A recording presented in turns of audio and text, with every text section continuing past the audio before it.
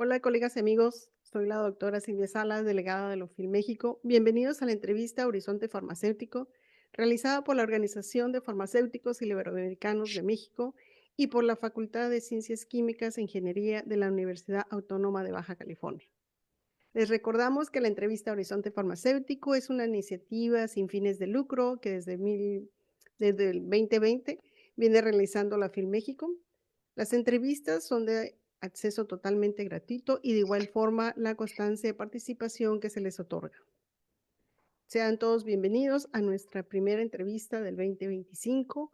Hoy es un tema muy interesante, algo novedoso para nosotros los que estamos en algunos países de Latinoamérica. En Europa yo creo que ya están más actualizados en este tipo de temas, pero por ello traemos a un gran experto. El título de hoy es El farmacéutico como directivo de la salud. Y para ello nos acompaña el doctor Andrés Navarro desde España. Andrés, bienvenido y gracias por aceptar nuestra charla. Muchas gracias Silvia y a la UFIL y a la Universidad Autónoma de Baja California por haberme invitado a compartir este rato con vosotros. Bueno, a todos los que nos están aquí participando y los que están también en el Face, gracias por acompañarnos. Y antes de irnos directamente al tema, voy a permitirme a presentar un breve resumen del currículum de Andrés. Andrés es doctor en farmacia por la Universidad Miguel Hernández de Elche. Es máster en farmacia clínica y asistencial en el entorno farmacéutico CARE de la Universidad de Valencia. Máster en seguridad de medicamentos, farmacovigilancia y estudios de post-autorización por la Universidad de Sevilla. Es farmacéutico especialista en farmacia hospitalaria, especialista en análisis y control de medicamentos y drogas. Fue jefe del servicio de farmacia del Hospital General Universitario de Elche durante 19 años. Actualmente es gerente del Departamento de Salud de Elche a partir del 2023 y gerente de la agrupación sanitaria Alicante Sur desde el 2024. Profesor asociado de la Universidad Miguel Hernández de Elche y de la Universidad Cardenal Herrera CU de Elche. Tiene más de 100 publicaciones en revistas nacionales e internacionales y 200 comunicaciones en congresos nacionales e internacionales. Fue vocal de la Sociedad Española de Farmacia Hospitalaria en 2 ocasiones, del 2002 al 2006 y del 2015 al 2019. Fue miembro y secretario de la Junta de Gobierno de la Sociedad de Valencia de Farmacia desde el 2005 al 2009. Es presidente y fue presidente de la Sociedad de Valencia de Farmacia de 2003 al 2017 y actualmente es presidente de la OFIL Internacional. Pues con este enorme currículum, muy abreviado, pero con todo lo que ha hecho Andrés, vamos a empezar con el tema, Andrés. El farmacéutico como directivo de salud. A ver, en España vamos a ver cuál es el orden jerárquico del farmacéutico hospitalario. Bueno, antes una observación del currículum. Es un currículum largo, con lo cual quiere decir que tengo muchos años, porque al final el currículum es algo que se consigue con la edad, ¿no? Entonces, bueno, voy a olvidar los años que tengo, pero y voy a contestar la pregunta que me haces. ¿Ok? Bueno, en España yo creo que tenemos bueno, en España y yo creo que en Europa, pero en Europa lo desconozco más, yo creo que hay países así, países que no. En Europa el farmacéutico, en España el farmacéutico a nivel de sistema público de salud, a nivel de sistema sanitario, estamos al mismo nivel que otro especialista. O sea, un farmacéutico especialista en farmacia hospitalaria es Ujú. como un cirujano especialista en cirugía, en hemodinámica, o como un cardiólogo, o como un digestólogo, o como un radiólogo. O sea, somos especialistas con el mismo rango, con la misma retribución económica, vamos, estamos al mismo nivel, no hay diferencia, ¿vale?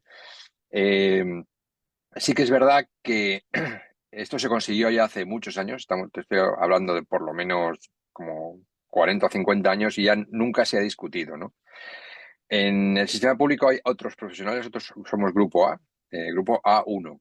Grupo A1 es facultativo, entre los facultativos hay farmacéuticos, hay médicos, también hay biólogos, también hay radiofarmacéuticos, ¿vale? Son titulados superiores con X créditos a nivel de médico con la misma retribución, la misma carrera profesional, las guardias nos pagan lo mismo, tenemos los mismos derechos. Una categoría por debajo o la siguiente categoría en el sistema sanitario de salud serían el personal de enfermería. Ellos sí que quieren luchar por estar al mismo nivel, pero la enfermera de momento no puede estar al mismo nivel porque algunas sí que tienen especialidad, porque tenemos que ir, pero muchas no la tienen, con lo cual es un rango superior por créditos de facultad. De momento ellos son B1, si es que quieren conseguir una A2, nunca llegaría a ser una A1. Entonces estamos, para que sea una idea, a nivel de cirujano, a nivel de medicina interna, a nivel de cualquier otro facultativo. Como dices, yo creo que eso les tardó añitos, Claro, tanto yo creo eso que todo, ajá, Eso te da ciertas ventajas. Cuando hablamos con un médico es de tú a tú. No, sí que es verdad que los quizás cuando yo empecé la carrera, aún los médicos que entonces sí que eran cirujano, era el altivo, o a lo mejor eso, ujú. eran más altivos. Al final eso se ha ido puliendo, trabajamos todos como compañeros, los problemas que tenemos son los mismos, los pacientes que tenemos son los mismos, no hay una valoración. El papel del farmacéutico yo creo que está bastante reconocido y el papel del farmacéutico asesor de medicamentos, incluso decisor, está bastante reconocido. Yo creo que a todos ahorita lo que más nos llamó la atención es el salario, que está al mismo Hmm, nivel. hmm. En el Y sistema la público. verdad, Yo no digo que en el sistema ajá. privado, como el sueldo es libre, puede ser que allí haya. Pero siempre hay convenios y entonces no se va mucha diferencia. Incluso a nivel de incentivos y demás, en el sistema público es igual. En el sistema privado puede ser que a lo mejor pues un cirujano porque quieran atraerlo, porque quieran contratarlo, porque quieran que trabaje en un determinado sitio, pues a lo mejor los incentivos puedan ser algo diferentes, pero la categoría sigue siendo la misma. La verdad, pues felicidades.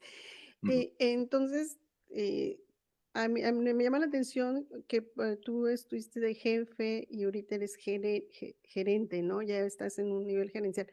¿Cuál es la diferencia y cuáles serían las funciones en este caso? La verdad es que cambia mucho. Ser jefe de un servicio de farmacia, he contado un poco la historia porque dije que sí, ¿no? Bueno, soy gerente, el haberme nombrado gerente es un cargo de confianza, o sea, es un cargo de libre designación. Sí que es verdad que en algunos sitios se hace una especie de memoria, pero bueno, es un cargo de libre designación, con lo cual realmente te lo ofrecen. Entonces, tú dices que sí. Gerente puede ser, en mi comunidad, gerente puede ser Ujú. cualquier titulado superior. O sea, puede ser un abogado, puede ser un economista, puede ser un farmacéutico, puede ser un médico. Habitualmente y tradicionalmente siempre han sido médicos. ¿Vale? El que ahora sean farmacéuticos es quizás una novedad. En España había algún caso, pero en la Comunidad Valenciana ahora somos de 24 3. Y además 3 en hospitales muy grandes, con lo cual es una apuesta, la verdad es que hay que agradecerle al conseller, que fue el que depositó en mí la confianza, ¿no? Mm. Em, Ser jefe de servicios de farmacia, que tenía a mi cargo 10 farmacéuticos, tenía a mi cargo 11 enfermeras y 13 o 14 técnicos, al final éramos unos 50, había 8 residentes y demás, a pasar a gestionar un departamento en el que estamos trabajando 2.700 personas, la verdad es que cambia un poco, ¿vale? Sí que es verdad que no estoy solo. Hay como, eso es una estructura jerárquica. Yo ocupo la parte superior de la pirámide, pero bajo mi cargo y como equipo directivo tengo un director médico, tengo un subdirector médico, tengo un director médico de atención primaria, tengo una directora de enfermería y tengo una directora de gestión, ¿vale? Y una directora de enfermería de atención primaria. Formamos el equipo directivo. Realmente lo que hacemos es coordinar que el hospital funcione, pero a todos los niveles, tanto a nivel económico como a nivel de atención a los pacientes, como a nivel de gestión intra. Y no estamos hablando solo del hospital, sino que estamos hablando que el gerente, aquí nosotros estamos divididos en departamentos y el departamento incluye la atención primaria y el hospital. Pues en atención primaria hay centro de salud, yo soy el gerente de todo, pero sí que es verdad que hay entre mi figura y la figura del coordinador del centro de salud, que cada centro de salud tiene un coordinador, pues está el jefe del director médico de atención primaria. Mis funciones. que funcione, que esto funcione. Y luego es un poco también correa de transmisión entre el hospital y la dirección general, que la dirección general es, digamos, el núcleo central en la comunidad autónoma, donde realmente se reparten los recursos, dictan las directrices que tienen que seguir los diferentes departamentos, etcétera. Y que has comentado antes, desde este año, principio, que fue cuando se legisló, se dividió. Nosotros somos 24 departamentos en la comunidad autónoma valenciana. Somos unos 5 millones de personas. Mi departamento cubre unos 200, más o menos, 200.000 habitantes. Pero lo que ha hecho la comunidad autónoma es partir o juntar los 24 hospitales en 8 grandes agrupaciones sanitarias, que es lo que comentabas antes de la ASI, que es Agrupación Sanitaria Interdepartamental. Entonces, mi agrupación sanitaria interdepartamental incluye 4 hospitales y en teoría yo soy el coordinador de los 4 hospitales. Sí que es verdad que cada hospital tiene su gerente, cada departamento tiene su Ujú. gerente, pero yo soy, digamos, el coordinador de los gerentes de los otros departamentos. Lo cual no está exento de dificultad, porque en España tenemos un problema bastante importante de falta de médicos de ciertas especialidades y falta de médicos de ciertas especialidades en ciertos sitios. Por ejemplo, nosotros estamos bastante bien, no tenemos mucha falta de médicos en mi departamento, pero salvo endocrinología, que solo tenemos 2, tenemos 4 plazas, hemodinámica, que tenemos 5 plazas y tenemos 3,5, medio porque la persona que está a mitad de jornada, y dermatología, que teniendo 4 plazas tenemos solo 2,8. Y sí que es verdad que quizás lo más complicado de conseguir en España es dermatólogos. Ahora hay un debate importante, porque los dermatólogos nada más terminan la especialidad se van a la privada. Claro, el mundo de la estética no es universal, todo el mundo quiere estar más guapo, más bello. Entonces ahí ganan mucho dinero y no quieren trabajar en el sistema público. Entonces hay un debate porque la formación especializada en España es una formación pública. Entonces sí que es verdad que el profesional tiene que pasar una oposición y una vez que pasa la oposición y consigue plaza de especialista, lo que sería el FIR, el MIR, me imagino que saben de qué va, sabéis de qué va, el MIR, el FIR, tú puedes elegir dentro de esa especialidad por orden la especialidad que tú quieres. Entonces, dermatología son de las primeras. Ujú. Formar en, un especialista que durante el tiempo de la residencia tiene un salario que bueno, puede rondar a lo mejor por no sé, unos 30.000 euros más o menos. Son 4 años o 5, 4 años en el caso de dermatología. Solo en salario hemos invertido alrededor de 150.000 euros más lo que cuesta tener un especialista en el hospital, que es coste de oportunidad y demás. Vamos, que se estima que alrededor de entre 250.000 euros costaría formar un especialista. Luego no hay un retorno al sistema público, porque ellos se van directamente a la privada. Entonces hay un debate de exigir de que sean deficitarios una exclusividad de 5 años después de la residencia. Y se ha montado un buen follón. Tenemos ahora un follón con esto porque no están de acuerdo los médicos y demás. Pero bueno, vamos a ver cómo queda la cosa. Entonces, esa misma formación que estabas hablando de los médicos, esa formación también lo tienen los farmacéuticos, ¿verdad? Sí, nosotros somos ahora 4 años de formación. Hace Ujú. falta pasar un examen. Entonces, en España hay unas 300 plazas para farmacéutico especialista y cuando pasas el examen y estás dentro de los 300 primeros, hay diferentes especialidades. Una especialidad es farmacia hospitalaria, son 4 años, son todas 4 años. Hay otra especialidad que es análisis clínico, otra especialidad que es bioquímica clínica, otra especialidad que es microbiología clínica y otra especialidad que es radiofarmacia. Ok. La más demandada es farmacia hospitalaria por la salida, por la variabilidad que hay de puesto de trabajo después de la especialidad y etcétera. De momento, paro no hay, o sea, tenemos bastante colocación. Nosotros tenemos en el Hospital de Elche una tradición de 35 años formando residentes. El primer residente entró el 1 del 1 del 90, yo fui el segundo, el 1 del 1 del 91. Y y todos los residentes que han pasado por el hospital están trabajando, en uno u otro sitio están trabajando. El sábado pasado hicimos una reunión que juntamos 45 residentes que habían pasado por el hospital, una reunión un poco conmemorativa del aniversario, el 35 aniversario.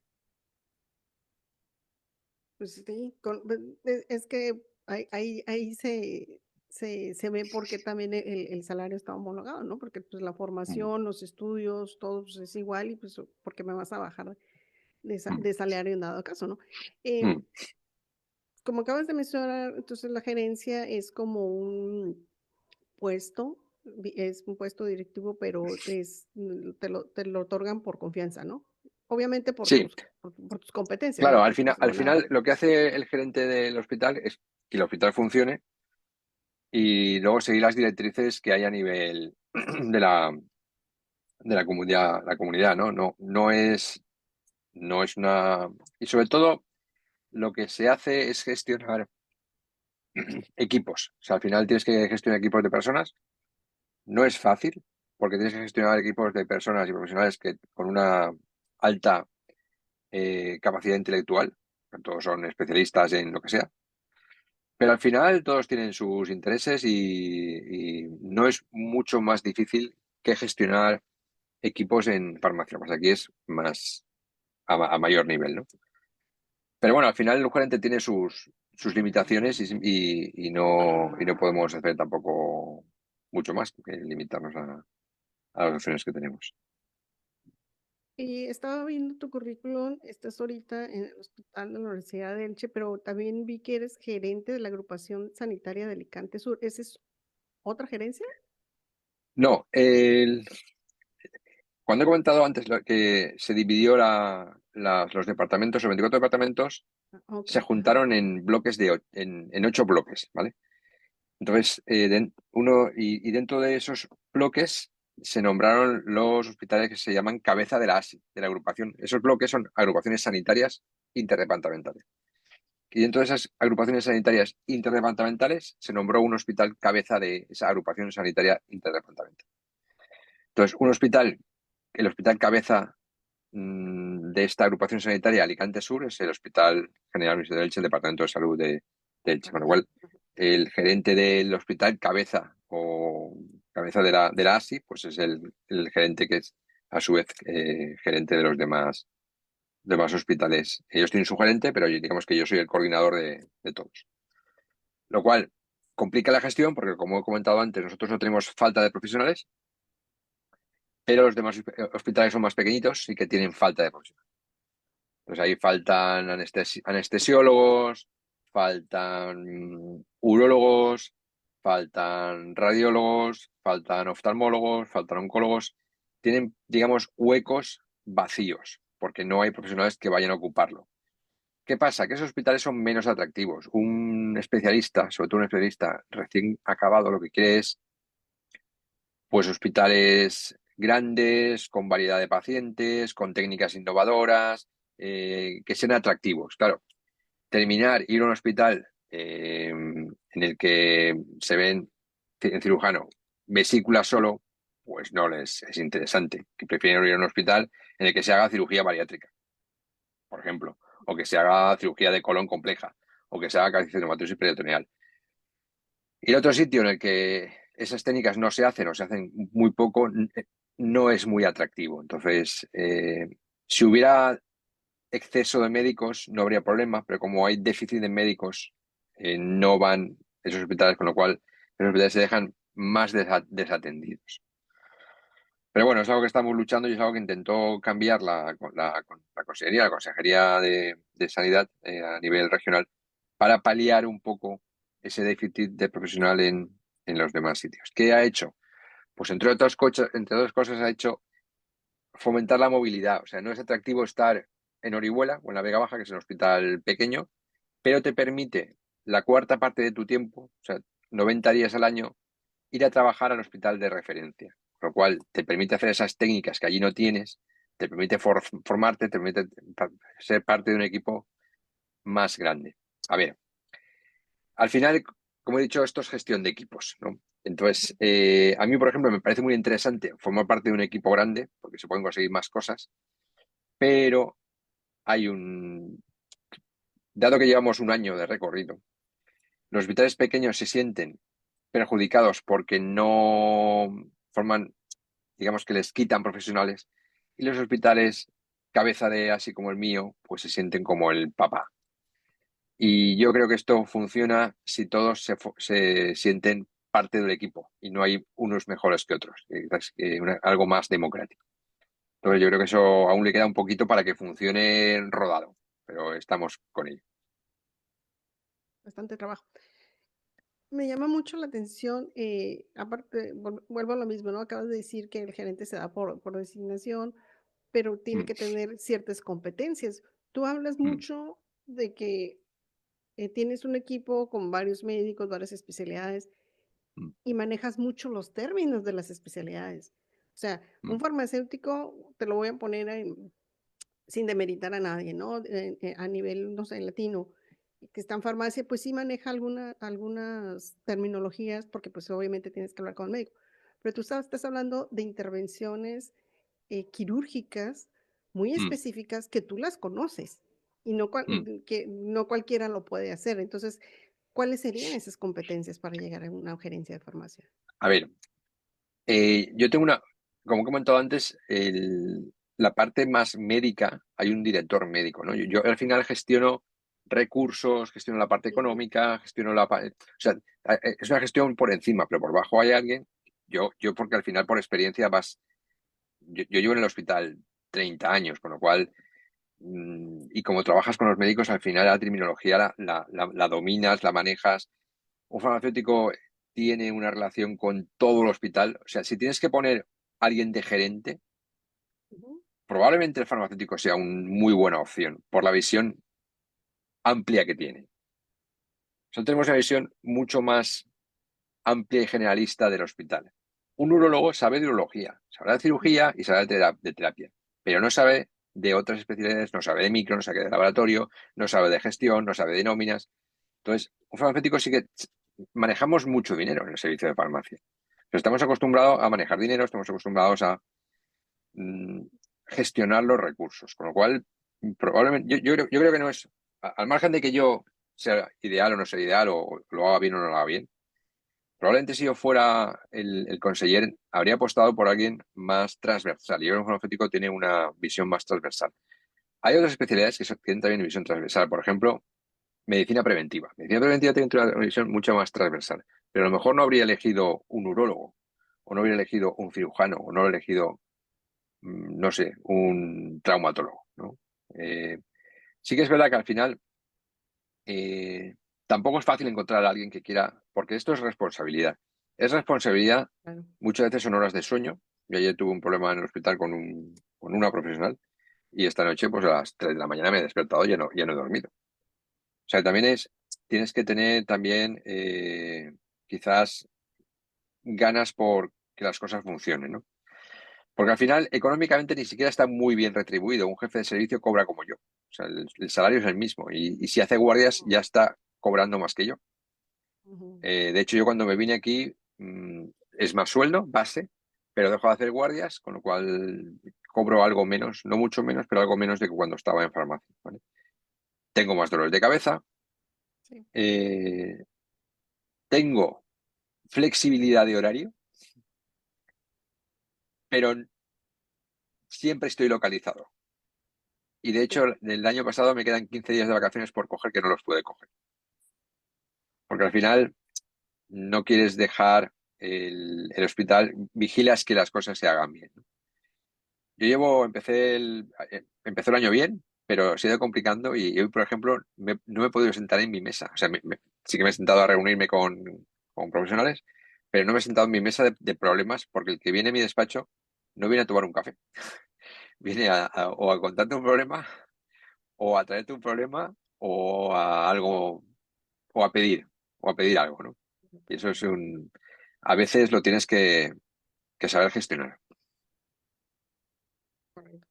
Entonces dices que tienes 30 años de farmacia, suértico hospitalario. Farmacia Todo hospitalaria este, llevo ajá, más de 30 años. Llevo. especialidad 3, acaba en el 93, 30, sí, 30 años y un poquito. En todo ese tiempo de tu carrera, ¿cuál ha sido la mayor satisfacción? Bueno, no diría que tengo una satisfacción puntual, sino tengo una satisfacción longitudinal a lo largo del tiempo, ¿no? De haber hecho un servicio cohesionado, que se trabaja a gusto y que los profesionales quieren trabajar en el servicio. Yo creo que esa es la mayor satisfacción, que los profesionales trabajen a gusto, En equipo, sobre todo. de equipo. Eh, Hablamos ya de gerente, estábamos escuchando que también hay colegas farmacéuticos que ya están en puestos como director de un hospital. Mm. ¿Esto cómo se ha obtenido en cuanto al logro de ustedes como gremio?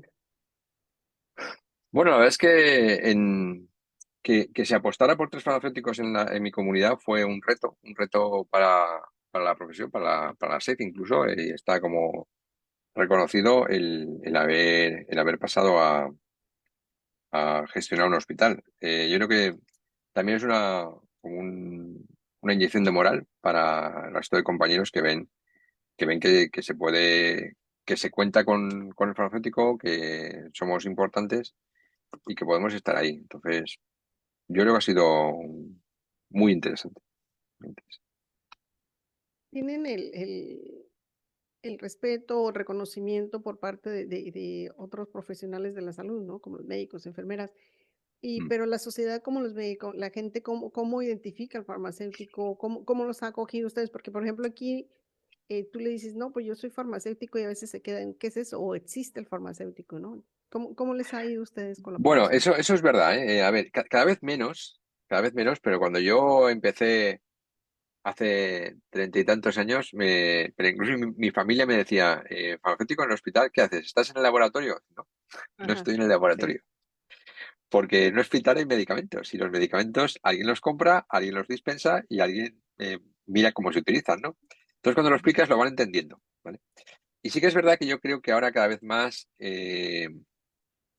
se va sabiendo, ¿no? Que un hospital pues no puede funcionar sin medicamentos y los medicamentos alguien los gestiona y no es el médico.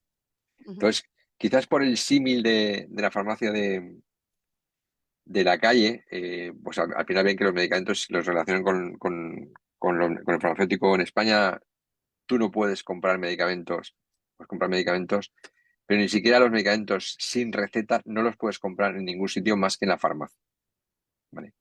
Ni por internet, ni ningún sitio. Entonces, el único sitio donde puedes comprar, adquirir medicamentos es en la farmacia o en los hospitales.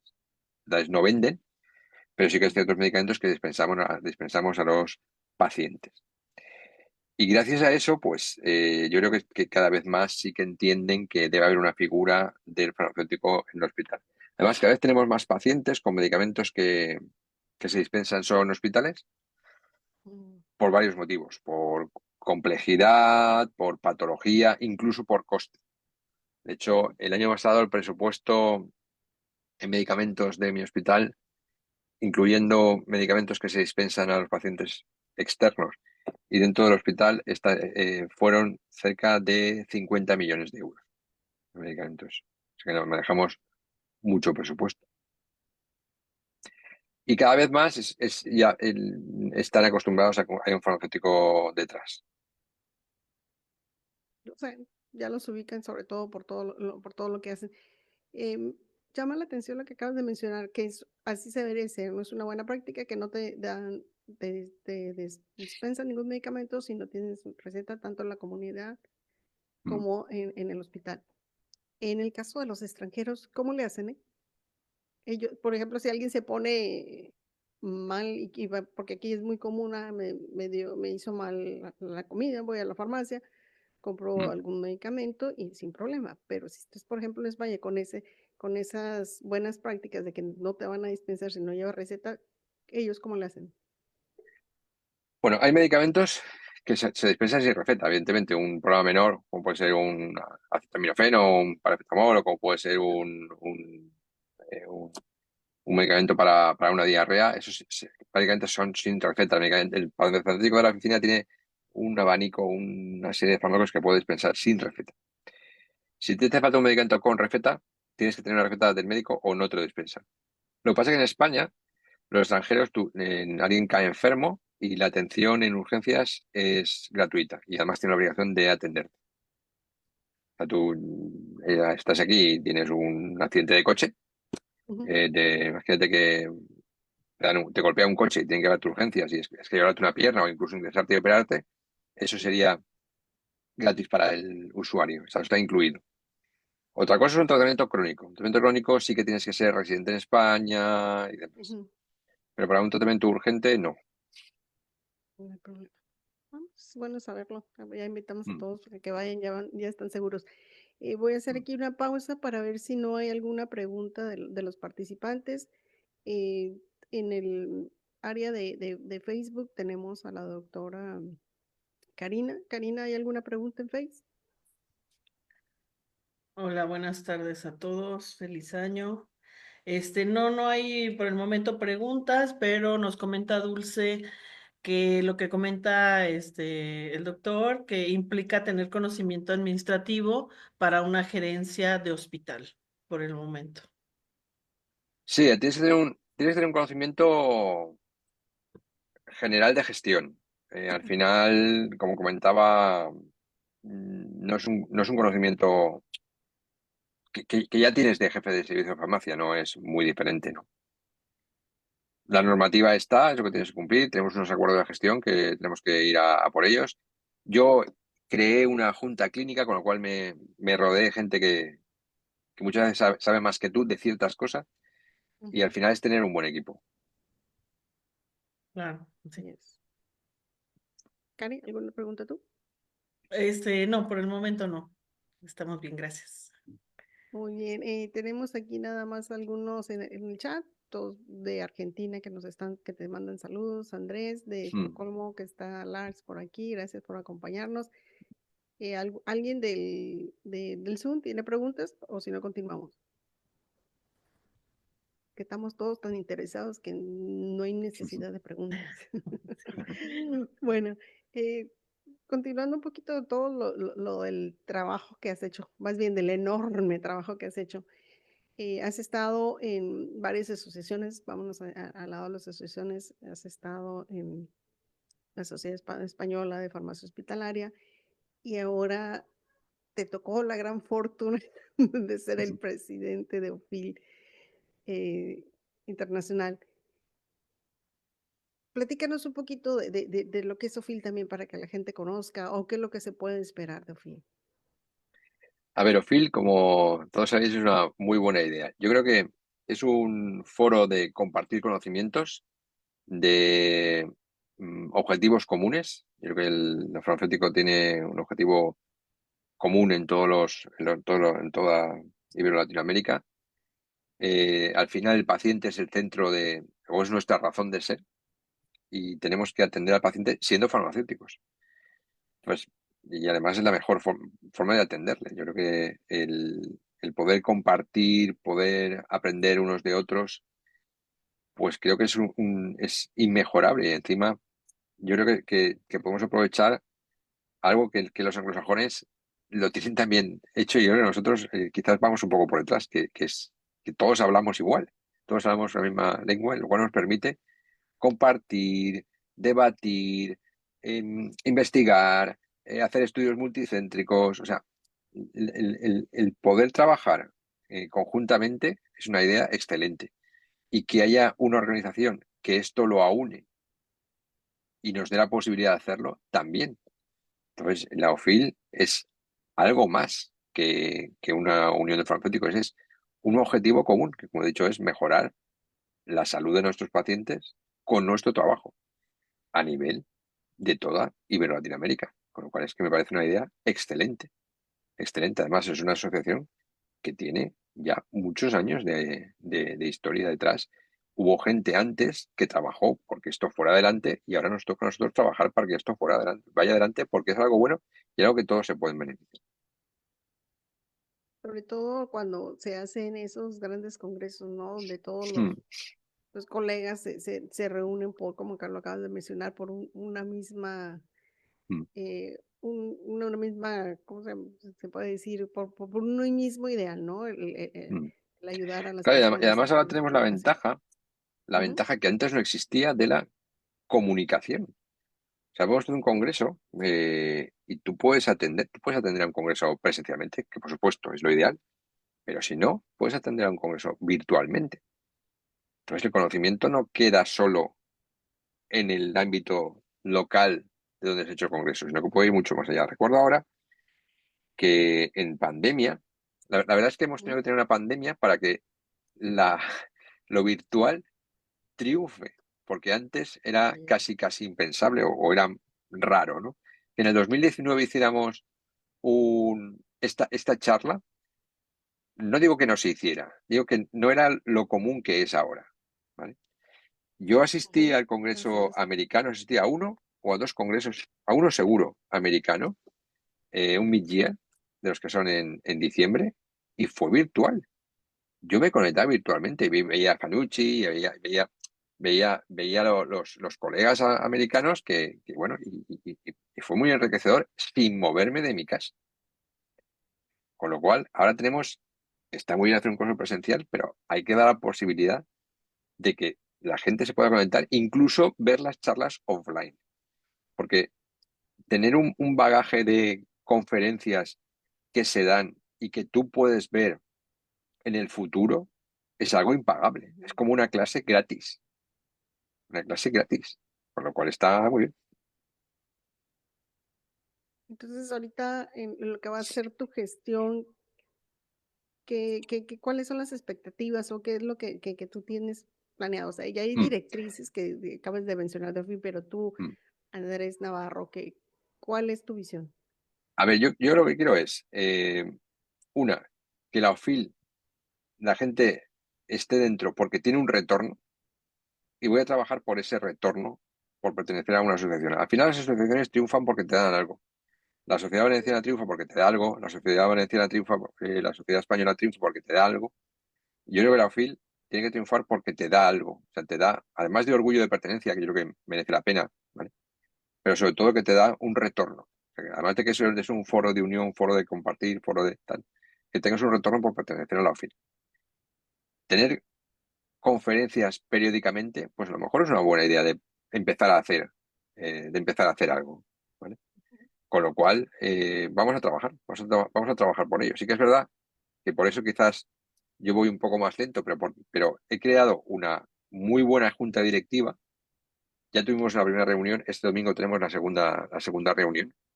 Vamos a repartir trabajo porque yo creo que eh, podemos hacer, uno solo es difícil que haga algo, pero si trabajamos unidos llegaremos más lejos y haremos más cosas.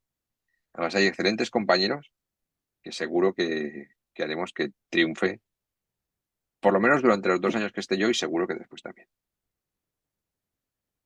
Durante esos 2 años, pues ya hay muchas cosas, como acabas de mencionar, de ser, y Mm, hay un gran equipo detrás yo creo, seguro va a ser de mm, gran apoyo. eh, y vas a finalizar, o a lo mejor, obviamente, el que está en OFIL no deja de ser OFIL nunca, mm, con un congreso. mm. ¿Dónde piensas, dónde está la Esa mira de ese esa es una muy congreso? buena pregunta. A ver, a mí me haría ilusión que fuera aquí en España y me haría ilusión que fuera aquí. Pero sí que es verdad que lo tendría que combinar con algo, porque al final el problema de los congresos es la financiación. Ujú. Entonces lo quiero combinar con algo que me permita tener financiación. Entonces durante este año pensaremos cómo hacerlo para tener una estrategia de cara a, yo creo que en noviembre o así tenemos que tener la estrategia para el año que viene de dónde hacerlo. A mí me hubiera gustado que el congreso fuera junto con el congreso de la Sociedad Española de Formación Hospitalaria.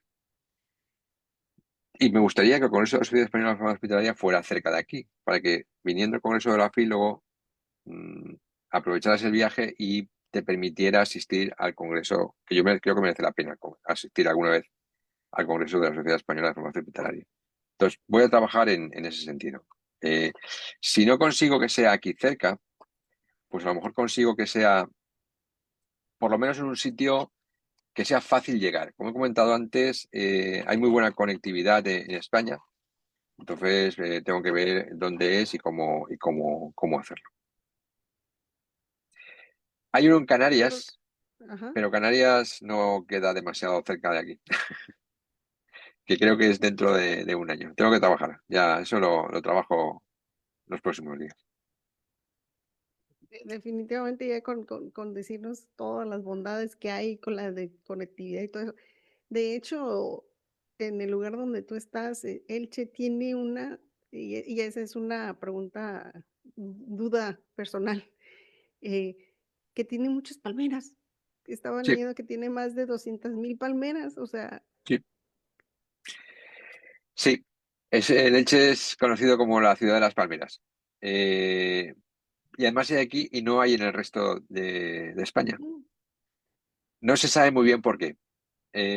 Parece ser que fue un campamento, dicen que fue un campamento cartaginés, entonces los cartagineses se establecieron aquí. De hecho, es una ciudad que tiene más de 2000 años de antigüedad. De hecho, tenemos restos arqueológicos de más de 2000 años. Entonces, parece que fue un campamento cartaginés que traían dátiles y los dátiles los echaban cuando lo comes, lo echaban al suelo y ujú, creció. mm, Eso es una teoría, no está claro. Pero sí, hay muchísimas palmeras. De hecho, es muy agradable cuando se pasea. Yo voy a trabajar todos los días y voy a trabajar entre palmeras. Es una palmera diferente, no es una palmera tropical, es una palmera que da el fruto este del dátil. Es una palmera de crecimiento muy lento, muy lento, muy lento, muy lento. Es una palmera que llega a alcanzar pues 50 metros de altura o eso. Y una palmera con 50 metros de altura puede tener perfectamente unos 200, 300 años. O sea, nosotros plantamos una palmera, pero nunca la vemos realmente muy alta porque yo tengo una palmera que se plantó, yo tengo un terreno, plantó una palmera mi abuelo y debe tener como 4 metros. O sea, estamos hablando que en unos 50, que crece a 1 metro cada 10 años, más o menos. Esas palmeras son palmeras que realmente son de crecimiento muy lento, muy lento. Y son diferentes a otras, o sea, no son palmeras tropicales, son palmeras con las hojas más finas, es diferente, no sé. Igual puedo compartir un segundo, una foto. que igual es como quien las cuida, ¿no? Es como el área de farmacia que te tienes que estar capacitando día con día Bueno, y cuidarlas, ya ¿no? casi todo, ya casi todo ya casi todo es público. Ok. Ya es, vamos Igual, a ver si puedo compartir. en lo que estás ahí, aquí Alejandra de Argentina dice que en Argentina están tratando de hacer reformas, pero que es muy difícil, sobre todo, me imagino que se refiere la presencia o el empoderamiento del farmacéutico, y Mm. pregunta cómo se hace para entrar a OFIL Argentina. Entonces, yo creo que vamos a tener que pasarle ahí a nuestra delegada El contacto Carolina de Carola. que se conecte con ella. Es ese tipo Ahí, de palmeras. No sé si lo veis. sí, sí. ¿Se ve? Bueno, estos Pues es un buen son. lugar para un congreso, está bellísimo ahí. Sí, sí, además está muy cerca de la playa también. Estamos a 15 kilómetros de la playa. Muy bien. Bien. Independientemente que salga de ahí para que ya se vayan animando. Vamos, de todos modos, nosotros todo el, todo el año que tenemos las entrevistas, una al mes, pues también estarles recordando, ¿no? Que Mm. va a haber algo muy interesante dentro de 2 años y que se vayan apuntando. Ya, igual, Vale, que vayan haciendo muy el bien. ahorro, ¿no? Sí. Para poderlo hacer. Otra pausa para ver si hay algunas preguntas. Karina, ¿alguna pregunta o comentario en Face? No, no hay nada en este momento, más que lo que ya comenté hace un ratito. Muy bien. Aquí en el chat de Zoom solamente está eso que comenta Claudia. Claudia, pues te comentamos que la delegada de UFIL Argentina es la farmacéutica Corolla. Te estaremos mandando alguna información, también si nos dejas aquí tus datos para ya ponerte en contacto con ella Al igual que todos, pues les estaremos dando información en las diferentes páginas de OFIL de cada delegación o de cada país y también pues obviamente en la página de OFIL Internacional. Antes de terminar, todavía nos faltaban unos minutos, quisiera pedirte, Andrés, que nos dieras una reflexión o que cuáles serían tus comentarios finales sobre todo estas competencias que ya hablamos, cómo lograr, más bien, cómo lograr ese empoderamiento que a lo mejor nos faltan a nosotros. No es un camino Vale, fácil, ya sabemos. yo creo que al final uno hay que valorar por el retorno que damos.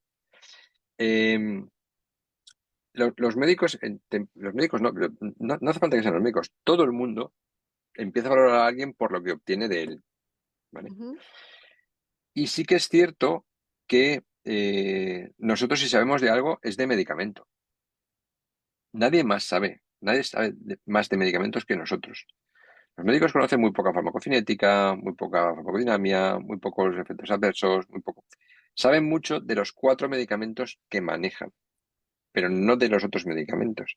Y un paciente no lleva los 4 medicamentos que maneja. Un paciente lleva muchos medicamentos. Entonces yo creo que a lo mejor es empezar por el retorno que tú puedes ofrecer a los médicos a nivel de iatrogenia. Por eso mucha gente está trabajando en farmacovigilancia, pero yo más que en farmacovigilancia lo que haría es un perfil eh, farmacoterapéutico del paciente. Entonces compartiría con él, vería la patología y intentaría poco a poco ver el papel o lo que tú puedes ofrecer al médico.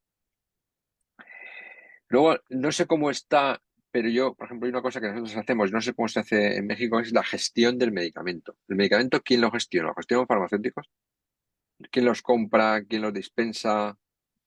Si no lo es el farmacéutico, hay que luchar porque sea el farmacéutico. O sea, un medicamento no es una prótesis. Un medicamento tiene una complejidad mucho mayor que un producto sanitario, ¿vale? Sobre todo en cantidad, sobre todo en variabilidad, sobre todo en garantía.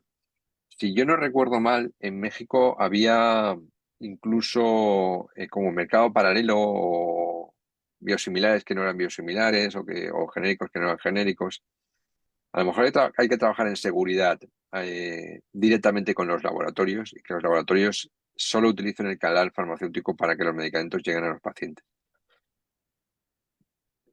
Trabajar en seguridad, he comentado antes, pero es muy importante para el paciente. En Estados Unidos los farmacéuticos tienen un papel muy importante porque aportan seguridad. Entonces, aportan control, aportan disminución de errores, aportan farmacovigilancia, aportan asesoramiento. Entonces, tú pones un farmacéutico en tu proceso farmacoterapéutico porque te aporta valor. Entonces, lo que hay que hacer es intentar dar ese retorno aportando valor. ¿Y cómo se aporta valor?